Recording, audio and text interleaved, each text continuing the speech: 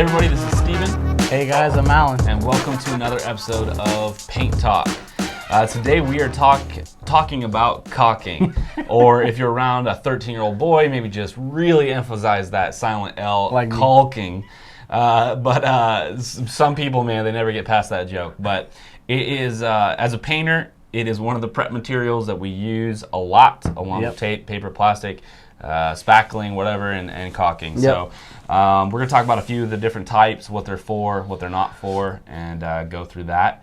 Alan, will you kick us off with 950 from Sherwin-Williams? What do you think about that one? Yeah, 950A is basically where we would start at. So for us, for a lot of people, this is probably their go-to.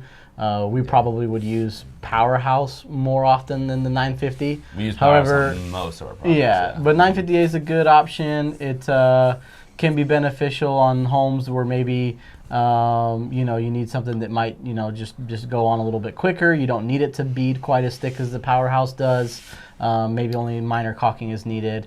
But yeah, it's definitely one of their higher end ones. It's not bad. It's definitely way better than like Alex Plus from Home Depot, for example. You can literally feel the difference, kind of like you can in paints.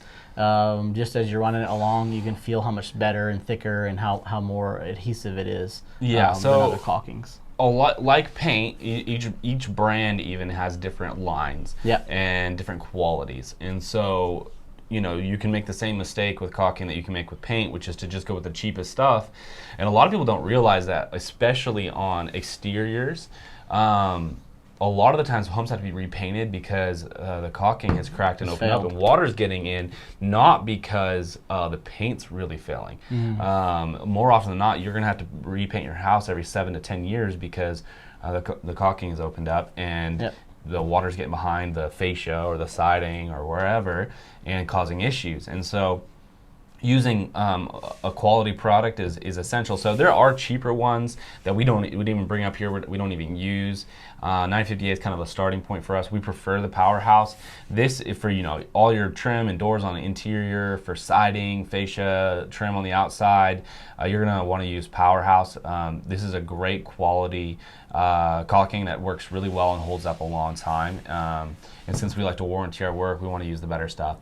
And then we also have the Max Flex here, which is a urethane elastomeric sealant. So you can use this on stucco. There's another one, I think Shermax. I think that's what it's called. That's designed, I think, only for stucco. This one has a couple purposes. You can also use this in kitchen and baths. It's because it's a urethane elastomeric. It's more flexible. So it's definitely more flexible. And the reason you want to use an elastomeric for stucco and stuff is you need that flexibility in it. So if you have an area that's shown it tends to expand a lot with the heat or with the cold.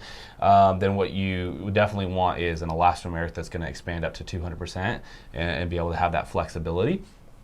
And then kind of last up here we have the silicone, which how many times have we seen people use silicone in areas they shouldn't? This is really just for areas like kitchen and baths, not for any areas that are going to be painted. No. The silicone caulks are not, you can't paint silicone caulks. So there's a couple versions you can, but a lot of silicone caulks you can't paint. And so people will accidentally use them in areas and then kind of screw up how we can get like a finished line or things like that because it won't paint well. The paint will literally actually move away and move off of the caulking. So or you end up with like the paint like beads up and you end up with all these patches that have no paint on them. And so we've gotten to jobs where like somebody was like, "Hey, I started the caulking for you guys. I'm halfway done," and we're like, "Oh no, what'd you use?" And they're like, "Oh, I don't know. I just grabbed something." And then it ends up being silicone. It's not a paintable caulk, and basically you have to like sand it and put some oil-based primer on top of it so that we can actually still apply paint. So just make sure that if you're using this, it's just for water areas that have a lot of water and that would never require paint. Otherwise, the rest of these are good. Some people would be like, "Oh, can we use the elastomeric one on like siding and stuff?" You could. I mean, it's probably a little overkill for those surfaces because they don't expand as much as like stucco and areas like that where you've had cracks or whatever. So it's probably a little overkill, but you technically could. But this Powerhouse performs really, really well and is cheaper. So this stuff, I don't have all the prices memorized, but it's in I think $1.90 maybe. This one's $2.30 somewhere around there. I think that's it might even be closer to $3 retail. Yeah. This one's $4 or $5, and I think this is probably $5 or $6. Really depends on what a tube. Yeah, per tube. Yeah. And so it really depends on what your needs are, but make sure you buy the right stuff. Yeah. Yeah, but that is important. And honestly, caulking is one of those things that not a lot of other painters talk about, or a lot of other competitors of ours, because they don't want you to know that they're actually choosing to use the stuff that's way cheaper. Stuff, yeah. Alex Plus, some stuff at Home Depot can be $1 or less per tube, and that stuff, like here in Texas, where we have extreme heat, extreme weather changes. Anyone who lives here knows that it can go from sunny and hot to pretty cool and humid in a short amount of time. You need really good caulking because, like Steven said, oftentimes we're repainting houses out here because the caulking failed. Not so much the paint. It's kind of silly, actually. I see a lot of painters using good quality paint, but then they use cheap caulking. And it'll actually compromise that good paint because the caulking will start to crack. You literally see it.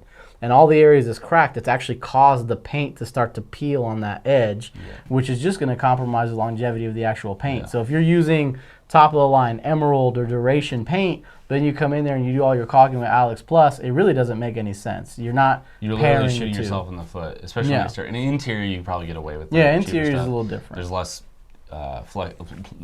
basically less movement. On the outside, there's a lot because the heat changes. Yeah. But like literally what we're talking about, in like most houses, we use an average of 2 cases. So like 24 tubes. Yeah. And so some guys are going all the way down to that really cheap stuff to save themselves $20 or $30 on your average house, and that might actually be the difference between 5 years of life on that paint. Oh yeah. So for us, it's like we want to warranty our work. We want to give our customers the absolute best finished product. So we're always going to use the quality stuff, and that's literally going to probably give them an extra 5 years of life on their paint job versus using the cheaper stuff. Now, I know these say like 60 year and all this other stuff. Don't believe any of that. That's in a lab. That's in a lab. That's in perfect conditions. Yeah. Most of them, because of the movement, you're gonna have to redo your house on the exterior every 7 to 10 years, no matter what. Yeah, even 12, with 15 years is the most. Yeah, yeah. But on interior, sure, some of these could last like 60 years. Yes. But depending on the movement. Anyways, I hope that helps you guys out and gives you guys some valuable information. Thanks for watching, and stick around for another episode. Thanks, guys.